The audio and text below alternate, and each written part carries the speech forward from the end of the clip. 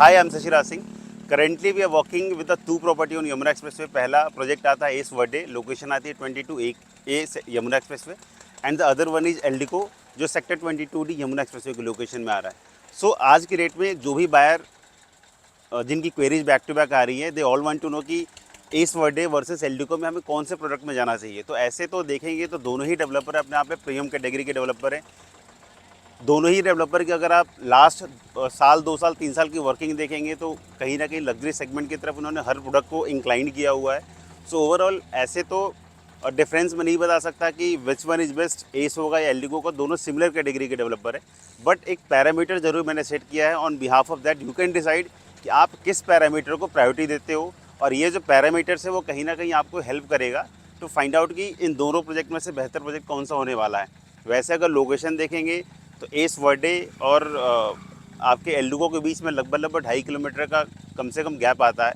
सो बहुत सारे पैरामीटर्स हैं जो कस्टमर अपने हिसाब से प्रायोरिटी देता है. जैसा बीइंग अ बायर अगर मैं मार्केट में जाता हूँ मैं लोकेशन को प्रायोरिटी देता हूँ. बीइंग अ बायर कभी कभी ये भी होता है मैं प्राइसिंग को प्रायोरिटी देता हूँ. सो मल्टीपल पैरामीटर्स के अकॉर्डिंग आप अंडरस्टैंड कर सकते हैं कि इन दोनों प्रोजेक्ट में से बेहतर प्रोजेक्ट कौन सा होने वाला है. करेंटली दोनों प्रोजेक्ट में यूआई प्रोसेस ऑलरेडी स्टार्ट हो चुका है, तो आप दोनों प्रोजेक्ट के लिए हमें कनेक्ट कर सकते हैं. बट इन पैरामीटर्स को समझने के लिए पैरामीटर्स के बिहाफ से आप एक बार अंडरस्टैंड करो कि इन दोनों प्रोजेक्ट में से आप बेहतर रेटिंग किस प्रोजेक्ट को देते हो. So number 1 point is location. S Verde की जो लोकेशन आती है वो सेक्टर 22A में बिल्कुल बैंगन एक्सप्रेसवे की आती है. तो ये इस प्रोजेक्ट की सबसे बड़ी यूएसपी है कि जो प्रोजेक्ट है बिल्कुल बैंगन यमुना एक्सप्रेसवे की लोकेशन में आता है. वाइल अगर हम एल्डिको की लोकेशन देखेंगे सो फ्रॉम यमुना एक्सप्रेसवे लगभग 2.5 किलोमीटर इन साइड में आता है. बट 2.5 किलोमीटर की जो पूरी रोड है वो 120 मीटर रोड है. सो इनसाइड होने के बाद भी जो रोड है वो थोड़ी सी उसकी विड्थ से ज़्यादा है. बट अगेन अगर आप एक्सप्रेसवे की प्रॉपर्टी ले रहे हैं, पूरे हमें ही पता है कि यमुना एक्सप्रेसवे की लोकेशन में एक्सप्रेसवे का एक अलग ही चार्म है. सो ऑब्वियसली वो प्रॉपर्टी जो बैंगन एक्सप्रेसवे की होगी वो ऑल टाइम एवरग्रीन होगा इन terms of better ROI. Now the next point is apartment पर फ्लोर. ये सबसे बड़ा इंपॉर्टेंट है क्योंकि हम जब एक लग्जरी प्रॉपर्टी की तरफ इंक्लाइंड होते हैं तो ये बहुत इंपॉर्टेंट होता है कि नंबर ऑफ अपार्टमेंट्स कितने एक फ्लोर पे हैं. सो एस ग्रुप की बात करें तो एस ग्रुप में एक फ्लोर पे 4 अपार्टमेंट और 4 लिफ्ट का प्रोविजन है, which is a good in terms of premium project.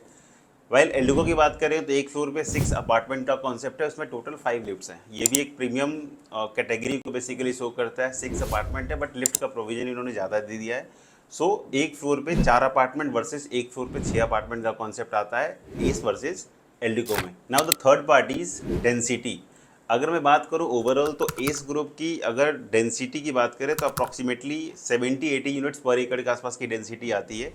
क्योंकि एस ग्रुप ये पूरे 100 एकड़ टाउनशिप का पार्ट है, उसमें ये ग्रुप हाउसिंग का प्लॉट है. तो जो एफ होगा वो पूरे ओवरऑल 100 एकड़ के हिसाब से डिसाइड हुआ है. सो इसलिए एफ जो देखोगे एस ग्रुप की इन टर्म्स ऑफ डेंसिटी काफ़ी कम है.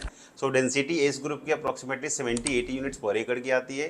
वाइल एल्डिको की डेंसिटी की बात करेंगे तो अप्रॉक्सीमेटली मोर देन 100 यूनिट्स पर एकड़ की डेंसिटी आती है. So in density ACE group का जो डेंसिटी है वो कम है as comparison to Eldeco group. Now the next portion is club house outer facade जो प्रीमियम फिनिशिंग होती है. सो लास्ट अगर हमने 2-3 साल पहले देखा होगा, 2-3 सालों में देखा होगा तो एस ग्रुप और एल्डिको ने दोनों ने अपने आप को काफ़ी अपग्रेड किया है.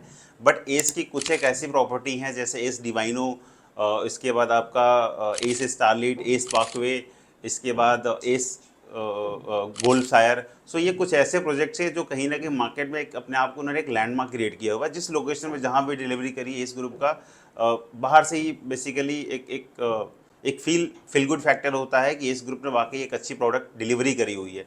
वाइल इन एल्डिको की बात करेंगे तो एल्डिको के लास्ट 2-3 सालों में कोई ऐसी प्रॉपर्टी अभी तक डिलीवर्ड नहीं हुई है इकलौता सेक्टर 119 को छोड़कर. बट अभी एल्डिको ने अलग अलग लोकेशन में, जो कि पैन इंडिया का डेवलपर है, तो अलग अलग लोकेशन में इन्होंने प्रीमियम प्रोडक्ट को लॉन्च करना शुरू किया है. सो यहाँ पर अभी एल्डिको सेक्टर 12 नोएडा एक्सटेंशन एक प्रीमियम प्रोडक्ट बना रहा है. सो वो बनकर कैसा निकलता है वो डिफाइन करेगा कि एल्डिको का इंटेंट खास करके लग्जरी सेगमेंट में किस वे जा रहा है, खास करके नोएडा मार्केट में. So now the next point is track record.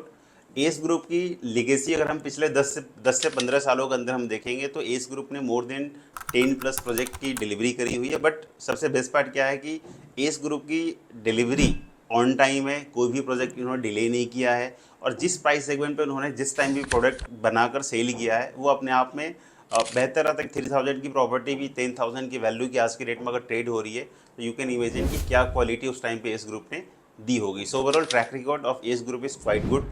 Similar अगर हम एल्डिको की बात करें तो एल्डिको ने पैन इंडिया 200 प्लस प्रोजेक्ट अभी तक डिलीवर्ड किए हैं।